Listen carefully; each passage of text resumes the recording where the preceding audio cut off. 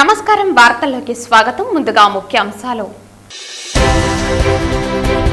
Nagari municipality చింతలపట్టణ దళితవాడ వర్ష బాధితులను పరామర్శించిన Nagari MLA గాలి భానుప్రకాష్.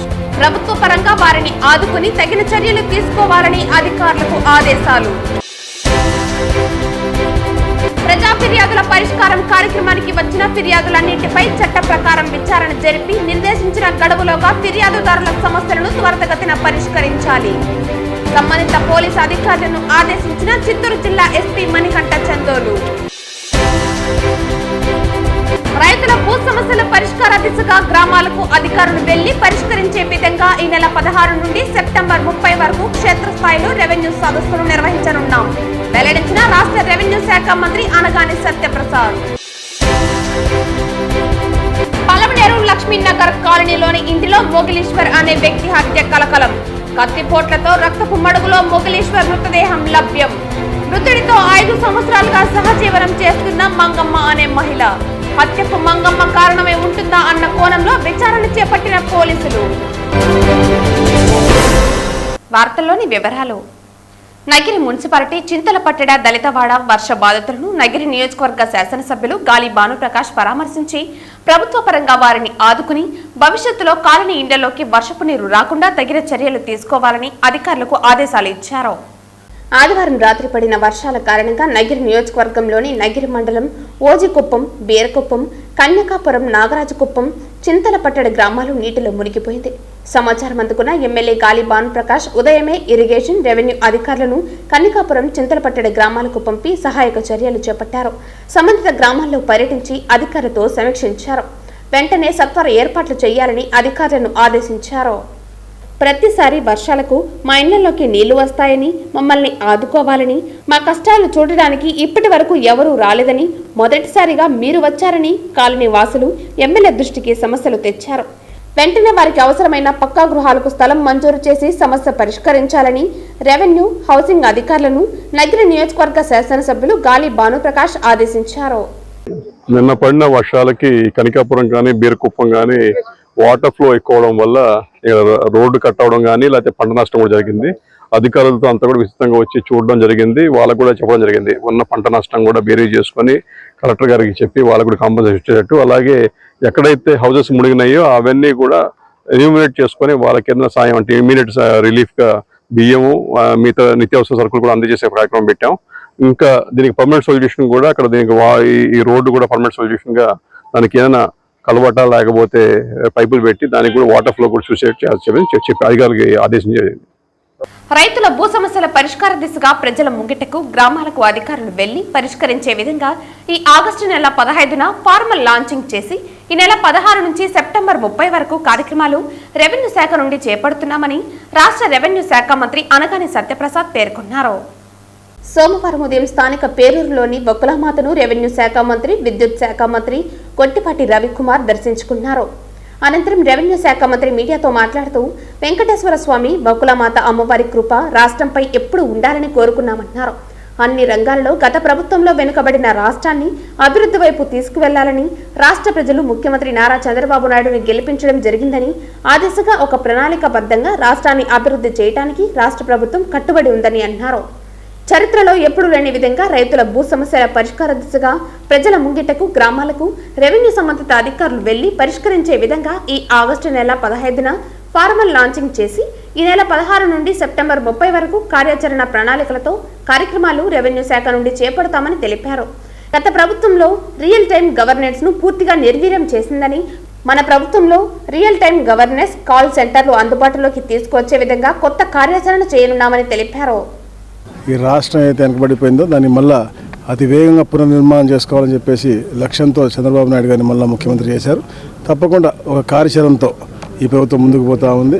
ఈ ప్రాంతంలో ఉన్న ప్రతి తెలుగువారు, ప్రపంచంలో ఉన్న ప్రతి తెలుగువారు సుఖంగా ఉండాలని లక్ష్యంతో ఆయన ఎప్పుడు కూడా పనిచేశాడు. ఈ ప్రాంతం కొంచెం వెనకబడింది కాబట్టి తప్పకుండా పూర్తి శ్రద్ధతో ఈ రాష్ట్రాల ముందు తీసుకెళ్ళి ఈ ప్రభుత్వం పనిచేస్తాం. అందుకనే చరిత్రలో ఎప్పుడు చేయని విధంగా ఈ యొక్క రెవెన్యూ సదస్సులు పెట్టుకున్నాం. వాటిపైన చాలామంది ఫోన్లు కూడా చేస్తాం, బయటపట్టి మేము కంప్లైంట్ ఇవ్వలేమని చెప్పేసి దానికి కూడా ఒక ఆర్టీజీఎస్లో గతంలో ఉన్నటువంటి ప్రభుత్వం పూర్తిగా నిర్వీర్యం చేసింది. ఒక రియల్ టైం గవర్నెన్స్ లేదు, అలాగే కాల్ సెంటర్స్ కూడా లేవు.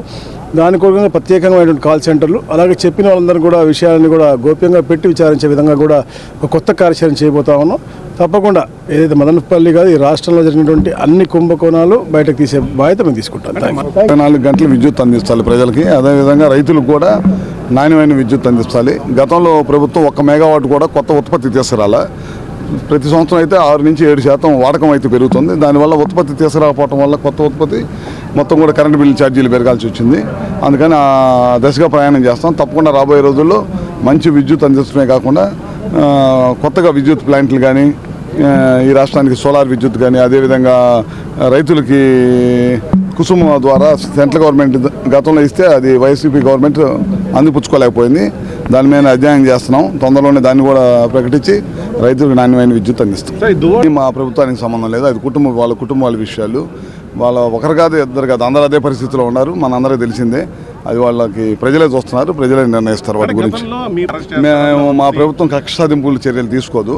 మా ప్రభుత్వాన్ని ఎంతో పెద్ద ఎత్తున నమ్మకంతో గెలిపించింది. ఎందుకంటే ప్రజలకు పనిచేయడం కోసం. వాళ్ళలాగా చేసే ఉద్దేశం మా ప్రభుత్వానికి లేదు. తిరుపతి జిల్లా సచివాలయంలో జరిగిన హర్ఘర్ తిరంగా కార్యక్రమంలో భాగంగా ప్రతిజ్ఞ చేసి ఫ్లెక్సీపై సంతకాల సేకరణ కార్యక్రమంలో జిల్లా రెవెన్యూ అధికారి పెంచల్ కిషోర్, పర్యాటక శాఖ మరియు జిల్లా అధికారులు పాల్గొన్నారు.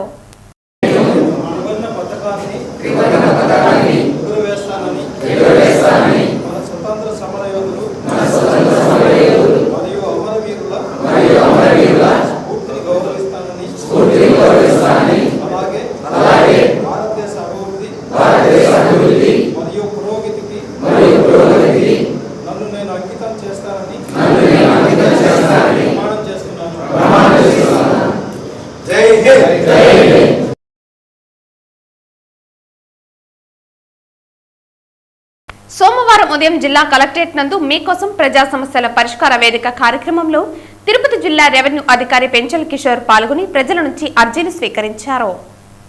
సోమవారం ఉదయం జిల్లా కలెక్టరేట్ నందు మీకోసం ప్రజా సమస్యల పరిష్కార వేదిక కార్యక్రమంలో పాల్గొని ప్రజల నుంచి అర్జీలను తిరుపతి జిల్లా రెవెన్యూ అధికారి పెంచల్ కిషోర్ స్వీకరించారు. డిఆర్ఓతో పాటు ఎస్డీసీలు దేవేందర్ రెడ్డి, కోదండరామిరెడ్డి, చంద్రశేఖర్ ప్రజల నుంచి అర్జీలను స్వీకరిస్తున్నారు. ప్రజా ఫిర్యాదుల పరిష్కార కార్యక్రమానికి వచ్చిన ఫిర్యాదులు అన్నింటిపై చట్ట ప్రకారం విచారణ జరిపి నిర్దేశించిన గడువులోగా ఫిర్యాదుదారుల సమస్యలను త్వరితగతిన పరిష్కరించాలని సంబంధిత పోలీసు అధికారులను చిత్తూరు జిల్లా ఎస్పీ మణికంఠ చందోలు ఆదేశించారు. జిల్లా నలుమూల నుంచి వచ్చిన ప్రజలు నేరుగా ఎస్పీని, అడిషనల్ ఎస్పీ అడ్మిన్ ఆరిఫుల్లాని మరియు దిశ డీఎస్పీ సుధాకర్ రెడ్డిని కలిసి తమ సమస్యలను విన్నవించుకున్నారు. ఈ ఫిర్యాదులకు స్పందిస్తూ త్వరితగతిన విచారణ జరిపి ఫిర్యాదుదారులకు న్యాయం చేయాలని సంబంధిత అధికారులకు ఆదేశాలు జారీ చేశారు. ఈ కార్యక్రమంలో మొత్తం 50 ఫిర్యాదులు అందాయి. బైక్ చోరీ 2, చీటింగ్ 1, కుటుంబ తగాదాలు 8, వేధింపులు 5, ఇంటి తగాదాలు 1, భర్త వేధింపులు 2, డబ్బు తగాదాలు 7, భూ తగాదాలు 17, ఆస్తి తగాదాలు 6, దాని సమస్యలు 1 వచ్చినట్లు తెలిపారు.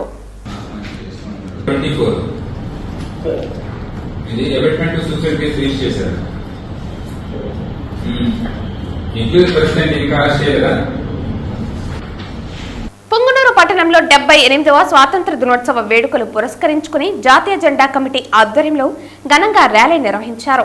వందే మాతరంటూ పురవీధుల్లో పెద్ద ఎత్తున బైక్ ర్యాలీలో నినాదాలు చేశారు.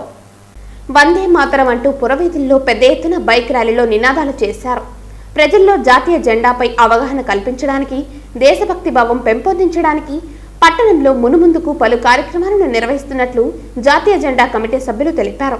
బసవరాజ బాలుర జూనియర్ కళాశాల నుంచి పట్టణ పురవీధుల్లో పెద్ద ఎత్తున బైక్ ర్యాలీ నిర్వహించారు.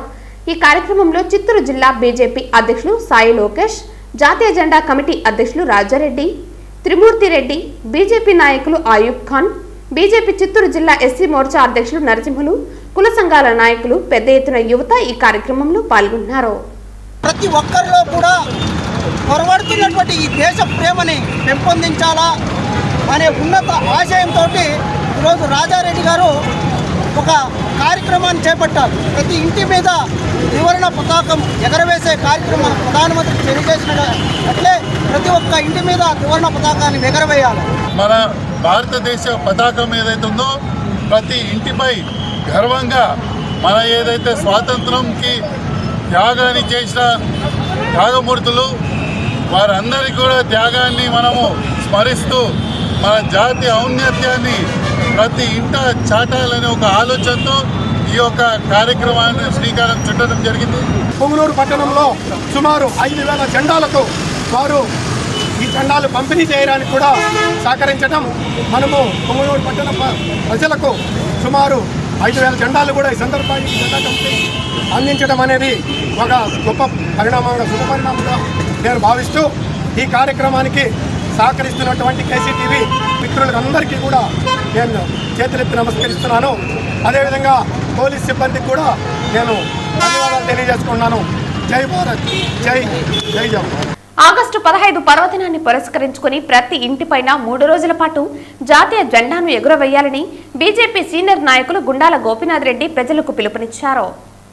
దేశ ప్రధాని నరేంద్ర మోదీ హర్ ఘర్ తిరంగా కార్యక్రమానికి పిలుపునిచ్చారని తెలియజేశారు. ఈ నెల 13, 14, 15వ తేదీలలో ప్రతి ఇంటిపైన జాతీయ జెండా ఉండాలని, ఇందుకోసం పోస్టాఫీస్ నందు జాతీయ జెండాలు అందుబాటులో ఉన్నాయని, ఒక్కొక్క జెండాను 25 రూపాయలకు విక్రయిస్తున్నారని తెలిపారు.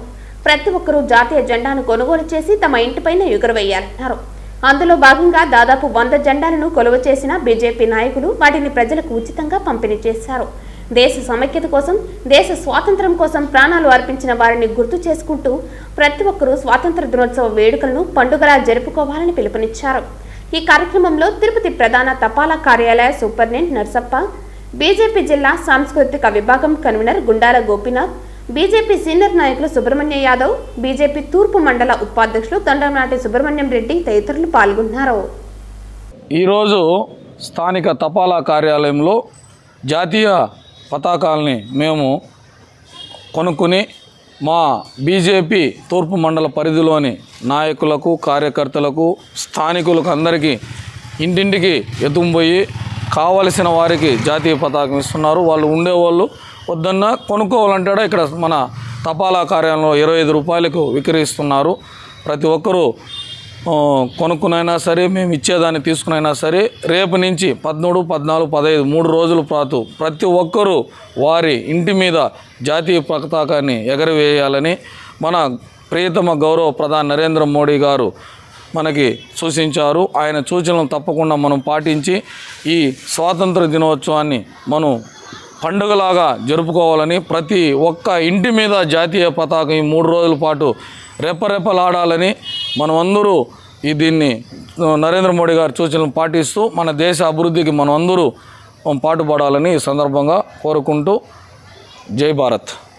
చంద్రగిరిలో భూ కబ్జాలకు పాల్పడుతున్నారని మాజీ ఎమ్మెల్యే చెవిరెడ్డి భాస్కర్ రెడ్డి నాపై అసత్య ఆరోపణలు చేస్తున్నాడని, దమ్ము ధైర్యం ఉంటే నిరూపించాలని తెలుగుదేశం పార్టీ మండల అధ్యక్షులు పల్లినేని సుబ్రహ్మణ్యం నాయుడు ధ్వజమెత్తారు.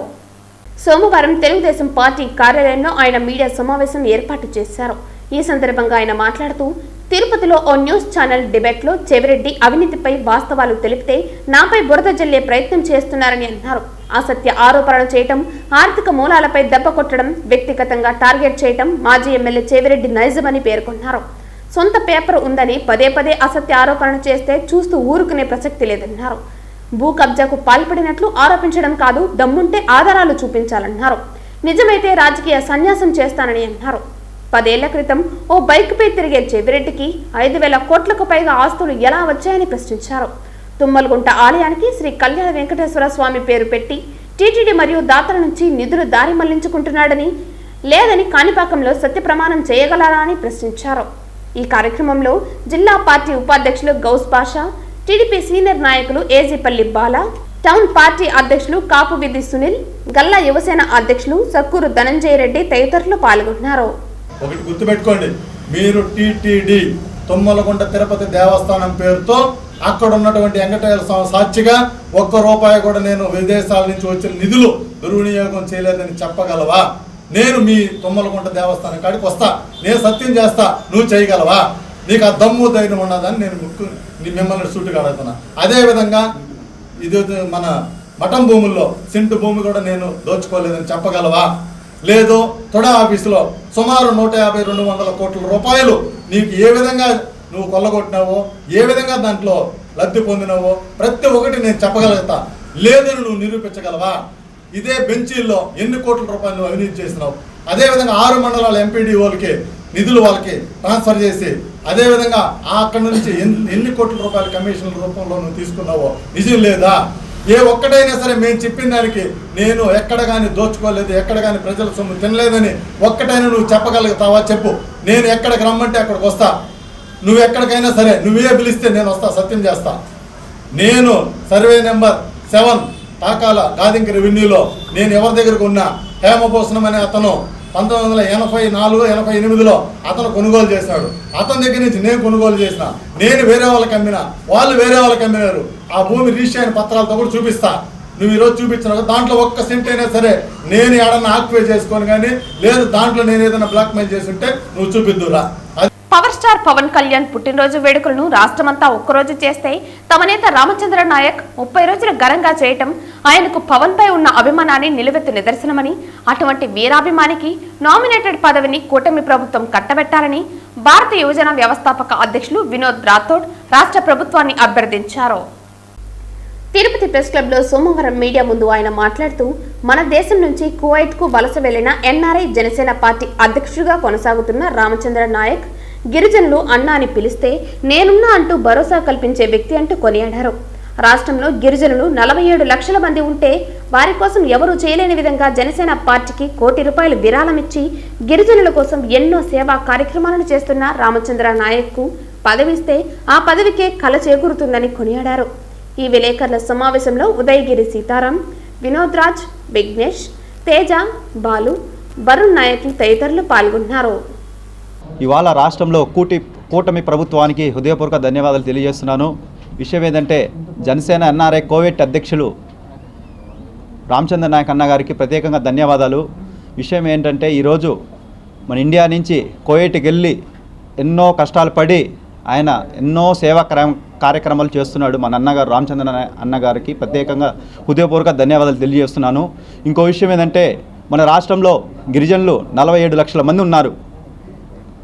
47 లక్షల మంది ఉన్నా కూడా ఈరోజు జనసేన పార్టీకి ₹1 కోటి విరాళం ఇచ్చి ఆయన ఖచ్చితంగా ఇవాళ రాష్ట్రానికే ఒక నాంది పలుకుతున్న మన అన్నగారికి ప్రత్యేకంగా ధన్యవాదాలు తెలియజేస్తున్నాను. ఇంకో విషయం ఏంటంటే ఎన్నో కష్టాలు పడి ఎన్నో బాధలు పడి అన్నా అంటే నేను ఉన్నానని భరోసా ఇచ్చే నాయకుడు మన అన్న రామచంద్ర నాయక్ అన్న గారికి మరొక్కసారి హృదయపూర్వక ధన్యవాదాలు తెలియజేస్తున్నాను. ఎవరైనా ఒక్కసారి బర్త్డే ఉంటే ఒక్కసారి చేస్తాం, కానీ మా అన్న రామచంద్ర నాయక్ అన్న గారు పవన్ కళ్యాణ్ సార్ బర్త్డేకి 30 రోజులు చేశాడు. 30 రోజులు చేసిన మొట్టమొదటి వ్యక్తి మా అన్నగారు రామచంద్ర నాయక్ గారికి ప్రత్యేక హృదయపూర్వక ధన్యవాదాలు చేస్తున్నాను. ఇప్పుడు ఉండే కూటమి ప్రభుత్వానికి నేను చిన్న విజ్ఞప్తి చేస్తున్నాను. నామినేట్ పోస్టులు వదులుతున్నారు. ఖచ్చితంగా మా అన్నగారికి ఒక మంచి పదవి, ఎస్టీలో ఒక మంచి పదవి ఇవ్వాలని కూటమి ప్రభుత్వానికి నేను ఈ ప్రెస్ మీట్ ద్వారా తెలియజేస్తున్నాను. నా పేరు బానావతి వినోద్ రాథోడ్, భారత యువజన వ్యవస్థాపక అధ్యక్షులుగా పనిచేస్తున్నాను. కేంద్ర ప్రభుత్వం తీసుకువస్తున్న నూతన విద్యా విధానంపై అప్రమత్తంగా ఉండాలని, విద్యా కాషాయకరణ, ప్రైవేటీకరణపై విద్యార్థులు ఉద్యమించాలని ఏఐఎస్ఎఫ్ మాజీ నాయకులు, ఇండియన్ జర్నలిస్ట్ యూనియన్ జాతీయ కార్యవర్గ సభ్యులు డాక్టర్ ప్రసాద్ పిలుపునిచ్చారు. తిరుపతి నగరంలో అఖిల భారత విద్యార్థి సమైక్య 89వ ఆవిర్భావ దినోత్సవ వేడుకలు జిల్లా అధ్యక్షుడు నవీన్ కుమార్ అధ్యక్షతన శ్రీ వెంకటేశ్వర యూనివర్సిటీ మరియు తిరుపతి నగరంలో ఏఐఎస్ఎఫ్ 89వ వ్యవస్థాపక దినోత్సవాన్ని ఘనంగా జరుపుకోవడం జరిగింది. ఈ కార్యక్రమంలో ముఖ్య అతిథిగా ఏఐఎస్ఎఫ్ మాజీ నాయకులు, ఇండియన్ జర్నలిస్ట్ యూనియన్ జాతీయ కార్యవర్గ సభ్యులు డాక్టర్ ప్రసాద్ పాల్గొని జెండా ఆవిష్కరించడం జరిగింది. ఈ సందర్భంగా ఆయన మాట్లాడుతూ, ఉద్యమాలలో ఆవిర్భవించిన సమరశీల ఉద్యమాల సారథి, సూర్యుడు హస్తమించిన బ్రిటిష్ పాలకుల నుండి మన దేశాన్ని విముక్తి చేయడానికి బ్రిటిష్ పాలకులను తరిమికొట్టి స్వాతంత్ర ఉద్యమంలో దేశం కోసం ప్రాణాన్ని త్యాగం చేసి ఉద్యమాన్ని నిర్మించిన ఏకైక విద్యార్థి సంఘం అఖిల భారత విద్యార్థి ఫెడరేషన్ అని తెలిపారు.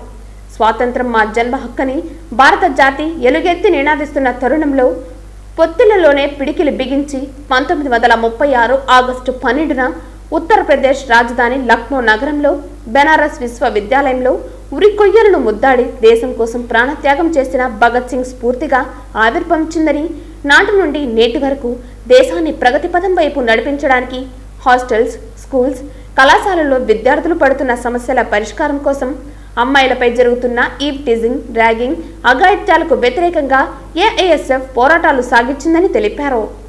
అదేవిధంగా గతంలో విద్యార్థి సంఘాలకు ఎన్నికలు రద్దు చేసిన చంద్రబాబు నాయుడు తిరిగి అధికారంలోకి వచ్చారు కాబట్టి యూనివర్సిటీల్లో విద్యార్థి సంఘాల ఎన్నికలు నిర్వహించాలని ఆయన కోరారు.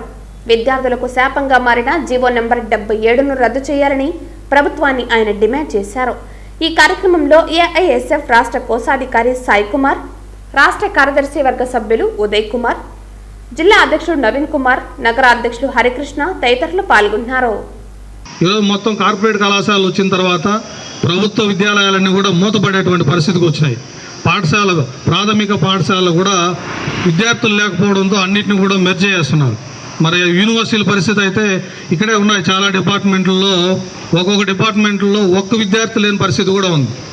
సో ఈ విద్యాభ్యాసాన్ని, ఈ ప్రభుత్వ కళాశాలను కాపాడుకోవాలంటే అది విద్యార్థులపైనే ఉంది.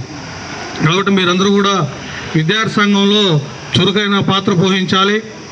మీరందరూ కూడా నాయకత్వ లక్షణాలను పెంచుకోవాలని చెప్పి కోరుతున్నాం. కేరళలోని వయనాడు ప్రాంతంలో జూలై 30వ తేదీన జరిగిన సంఘటన దేశంలో ఉన్న అందరినీ కలిచివేసింది. ఆ సమయంలో ఇండియన్ ఆర్మీ చేసిన సేవ ఎంతో మంది ప్రాణాలను కాపాడింది. వారు చేసిన సేవకు గుర్తుగా ఈరోజు వారి గొప్పతనాన్ని మరోసారి చాటి చెప్పాలని అన్నదాన కార్యక్రమంను ఫ్రీడమ్ ఫ్రమ్ హంగర్ సంస్థ ఆధ్వర్యంలో నిర్వహించారు.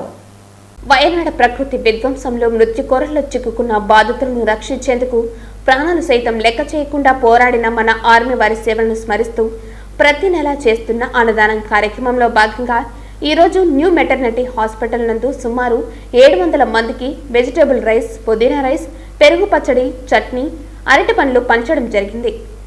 ఈ కార్యక్రమంలో గ్రూప్ సభ్యులు శశిధర్ రెడ్డి, గోవర్ధన్, జయబాబు, జశ్వంత్, వాసు, జేబీ, వెంకీ, పురుషోత్తం తదితరులు పాల్గొన్నారు. తిరుపతి జిల్లా చంద్రగిరి నియోజకవర్గం పాకాల మండలం కావలివారిపల్లి వాస్తవ్యులు టీడీపీ చంద్రగిరి నియోజకవర్గ తెలుగు మహిళా అధ్యక్షురాలు సావిత్రి జన్మదిన సందర్భంగా తెలుగు తల్లి వృద్ధ ఆశ్రమంలో సోమవారం అన్నదాన కార్యక్రమం నిర్వహించారు. తిరుపతి జిల్లా చంద్రగిరి నియోజకవర్గం పాకాల మండలం కావలివారిపల్లి వాస్తవ్యులు టీడీపీ చంద్రగిరి నియోజకవర్గ తెలుగు మహిళా అధ్యక్షురాలు కె సావిత్రి జన్మదిన సందర్భంగా తెలుగు తల్లి వృద్ధాశ్రమంలో సోమవారం అన్నదాన కార్యక్రమం నిర్వహించారు. తెలుగు తల్లి వృద్ధాశ్రమంలోని ఆమె జన్మదిన వేడుకలు జరుపుకున్నారు. అన్ని దానాలలోకెల్లా అన్నదానం మిన్నా అని వృద్ధాశ్రమంలోని వృద్ధులు పేర్కొని ఆమెను ఆశీర్వదించారు. అనంతరం సావిత్రి వృద్ధాశ్రమంలోని వారికి స్వయంగా వారి చేతుల మీదుగా అన్నం పెట్టి వడ్డించారు. ఈ కార్యక్రమంలో వారి కుటుంబ సభ్యులు తదితరులు పాల్గొన్నారు. తిరుమల శ్రీ వెంకటేశ్వర స్వామి వారిని పలువురు ఏపీ మంత్రులు దర్శించుకున్నారు. సోమవారం ఉదయం వీఐపీ విరామ సమయంలో ఏపీ రెవెన్యూ శాఖ మంత్రి అనగాని సత్యప్రసాద్, ఇంధన శాఖ మంత్రి గొట్టిపాటి రవికుమార్లు కుటుంబ సభ్యులతో కలిసి స్వామివారి సేవలో పాల్గొని మొక్కులు చెల్లించుకున్నారు. దర్శన అనంతరం రంగనాయకుల మండపంలో వేద పండితులు వేద ఆశీర్వచనం అందించగా ఆలయ అధికారులు శ్రీవారి తీర్థ ప్రసాదాలు అందజేసి పట్టు వస్త్రంతో సత్కరించారు. ఆలయం వెలుపల మంత్రి అనగాని సత్యప్రసాద్ మీడియాతో మాట్లాడుతూ గత ప్రభుత్వ హయాంలో 30 ఏళ్లు వెనక్కి వెళ్లామన్నారు. గత ప్రభుత్వ పాలనలో భూములన్నీ అన్యాక్రాంతం అయ్యాయని స్పష్టం చేశారు. రెవెన్యూ సదస్సును నిర్వహించేందుకు సన్నాహాలు చేస్తున్నామని తెలిపిన ఆయన ఈ సదస్సులో తమకు జరిగిన అన్యాయాన్ని ప్రజలు తేలిజేయవచ్చునన్నారు. 16వ తేదీ నుంచి 45 రోజుల పాటు ఈ కార్యక్రమం నిర్వహిస్తామన్నారు. గత పాలకులు యాక్ట్లను దుర్వినియోగం చేసి వారికి గిట్టని వారి భూములను సైతం నిషేధిత జాబితాలో చేర్చారని ఆరోపణలు చేశారు. అలా చేసిన భూములను 20% రేటుకే కొనుగోలు చేయటం లాంటి దౌర్జన్యాలకు పాల్పడ్డారని విమర్శలు గుప్పించారు. 3 నెలల పాటు భూములపై విచారణ కొనసాగిస్తామన్నారు. భూములు చాలా వరకు అన్యాక్రాంతం అయ్యాయని తెలియజేశారు. భూములు అన్యాక్రాంతం చేసిన వారిలో మాజీ మంత్రులు, బడా నేతలు ఉన్నారని స్పష్టం చేశారు. బాధితులకు న్యాయం చేస్తామని హామీ ఇచ్చారు. అనంతరం ఇంధన శాఖ మంత్రి గొట్టిపాటి రవికుమార్ మాట్లాడుతూ గడిచిన 5 ఏళ్లలో 1 మెగావాట్ విద్యుత్ ఉత్పత్తి కూడా జరగలేదన్నారు.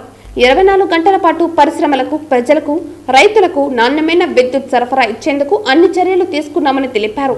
నాణ్యమైన ఉద్యుతోత్పత్తి పెంచడమే మా ప్రథమ ధ్యేయమని స్పష్టం చేశారు. దేవుని ఆశీర్వాదంతో వర్షాలు విస్తారంగా కురిసి నదులు పరవళ్లు తొక్కుతున్నాయన్నారు. శ్రీశైలంలో విద్యుతోత్పత్తి ప్రారంభమైందని స్పష్టం చేశారు. రెవెన్యూ సమస్యలు వస్తూ ఉన్నాయి కాబట్టి 16వ తారీఖు నుంచి ఈ కార్యక్రమం 15 లాంచ్ చేస్తాం. 16 నుంచి 45 రోజుల పాటు ఎవరు ఎక్కడ ఎలాంటి అన్యాయం గురైనా కూడా వారు అక్కడ అర్జీలు ఇవ్వచ్చు. 7 అధికారులు ఉంటారు. దాని తర్వాత మరి ముఖ్యంగా 45 రోజులు దీన్ని పరిష్కరించడానికి కోసం.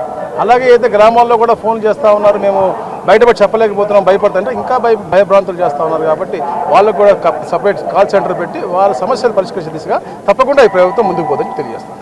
24 గంటలు కరెంట్ ఇవ్వాలి. ఇండస్ట్రీస్కి కానీ, ప్రజలకు కానీ, అందరికి కానీ, రైతులకు కానీ మేలుగా కరెంట్ ఇవ్వాలి. తర్వాత దాని గురించి ఏ విధంగా ఛార్జీలు తగ్గించాలి తర్వాత ఆలోచిస్తాం. ముందైతే మాత్రం నాణ్యమైన విద్యుత్ ఇవ్వాలి. ఉత్పత్తి పెంచాలి. ఎందుకంటే ప్రతి సంవత్సరం కూడా 6 నుంచి 7% విద్యుత్ వినియోగం పెరుగుతూ ఉంది రోజు రోజుకి. కానీ గడిచిన 5 సంవత్సరాల్లో 1 మెగావాట్ కానీ 1 యూనిట్ కానీ ఉత్పత్తి చేయలేదు. అందుకని చెప్పి పూర్తిగా నష్టం జరిగి ప్రజల మీద భారం పడింది.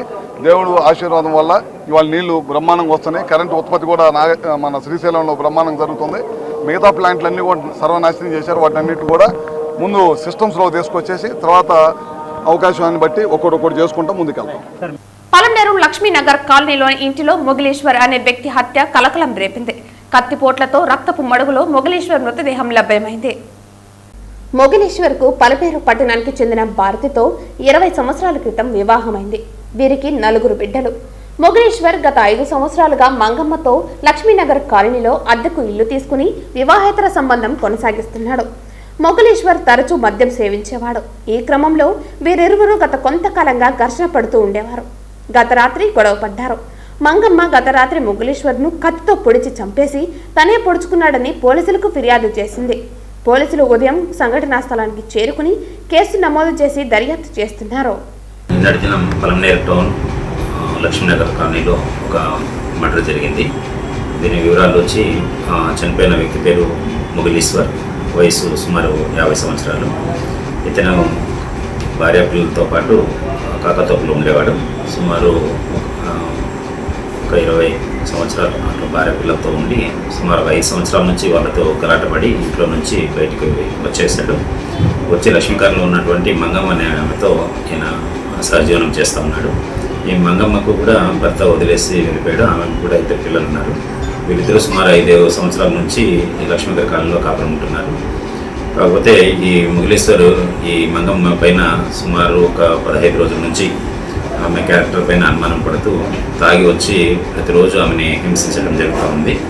నిన్నటి దినం కూడా బాగా తాగొచ్చి రాత్రి ఆమెని బయట పెట్టి గడియేసుకొని ఇంట్లో ఉండడం. తర్వాత ఈమె సుమారు 11:30 సమయంలో వాకిలు తెరిచినప్పుడు ఆమె ఇంట్లోకి వెళ్ళడం, ఆమెని చాలా ఇబ్బంది పెట్టాడు. రాత్రి ఆమె బట్టలు చించడము, ఆమెని కొట్టడం ఇదంతా చేస్తూ హింసిస్తున్నప్పుడు ఆమె ఇంట్లో ఉన్నటువంటి కత్తి తీసుకొని అతన్ని పొడవడం జరిగింది. ముందుగానే ఎక్కువగా తాగి ఉన్నాడు. తర్వాత స్టాబ్ ఇంజరీ అయింది. ఎక్కువగా బ్లీడింగ్ అయిపోయి ఇంట్లో అక్కడికక్కడిగా ఆయన చనిపోవడం జరిగింది.